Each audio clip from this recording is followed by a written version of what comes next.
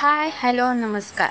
Isha cakes and kitchen चॅनलमध्ये तुम्हा सर्वांचं मनापासून स्वागत आहे. तर हा माझा पहिलाच व्हिडिओ आहे ज्यात मी तुम्हाला चॉकलेट केक कसा बनवला हे शेअर केला आहे. इथे तुम्ही पाहू शकताय की OTG मधून मी स्पंज बेक करून घेतला आहे. तर इथे पाहू शकताय की स्पंज अगदी सॉफ्ट बनला आहे. यासाठी मी 4 इंच टीनचा यूज केला. त्यानंतर दोऱ्याचा वापर करून मी स्पंजच्या 3 लेयर्स तयार करून घेतल्या. तुम्ही पाहू शकता की लेयर्स अगदी परफेक्ट बनल्या. यानंतर केकसाठी लागणारी क्रीम मी अगोदरच बीट करून फ्रीजमध्ये ठेवली होती. यानंतर मी टर्न टेबलवर केक बोर्ड ठेवून त्यावर अगदी थोडीशी क्रीम लावून घेतली आणि फर्स्ट लेयर अगदी अशा पद्धतीने त्यावर ठेवून दिली. तर इथे मी साखर आणि पाणी वापरून शुगर सिरप बनवून घेतले आणि शुगर सिरपने अशा पद्धतीने मी फर्स्ट लेयर सोक करून घेतली आहे. आपला केक अगदी ड्राय वाटू नये यासाठी आपण ही स्टेप करतो. शुगर सिरपने सोक करून झाल्यानंतर स्पॅच्युलाच्या सहाय्याने मी क्रीम त्यावर ठेवून दिली आणि पॅलेट नाईफच्या मदतीने संपूर्ण लेयरला क्रीम स्प्रेड करून घेतली. या क्रीममध्ये मी थोडं चॉकलेट गनाश ॲड केलं होतं, त्यामुळे याचा कलर थोडासा चॉकलेटी दिसतो.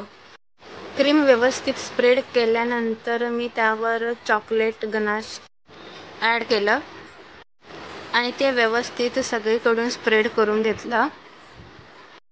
तर अशा पद्धतीने मी फर्स्ट लेयर तयार करून घेतली. त्यानंतर अशा पद्धतीने मी सेकंड लेयर त्यावर ठेवून दिली. त्यानंतर सेकंड लेयरसाठी पण मी सेम स्टेप फॉलो केली. पहिल्यांदा शुगर सिरपने व्यवस्थित सोक करून घेतले. त्यानंतर सेम सेकंड लेयरवर पण मी व्हिपिंग क्रीम ॲड केली आणि पॅलेट नाईफच्या मदतीने ती व्यवस्थित स्प्रेड करून घेतली. तुम्ही पाहू शकता इथे मी सेकंड लेयर पण कंप्लीट केली आहे.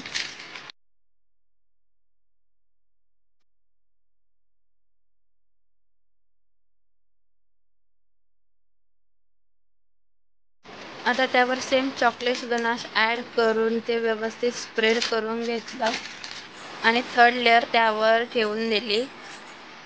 त्यानंतर थर्ड लेयर पण मी शुगर सिरपने सोक करून घेतली.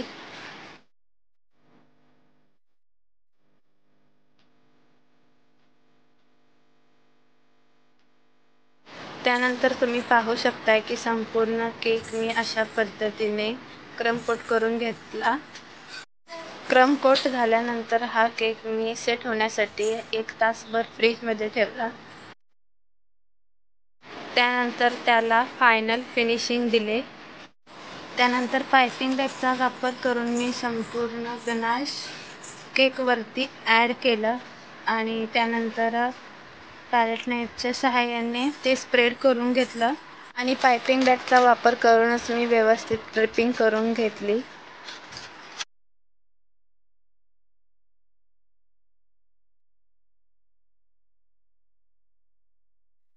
पायपिंग बॅगने अगदी ड्रिपिंग कंप्लीट केली.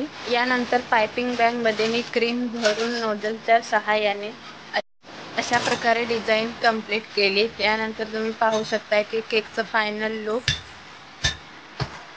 थँक्स फॉर वॉचिंग आणि तुम्हाला जर का हा व्हिडिओ आवडला असेल तर लाईक, शेअर आणि सबस्क्राईब करा.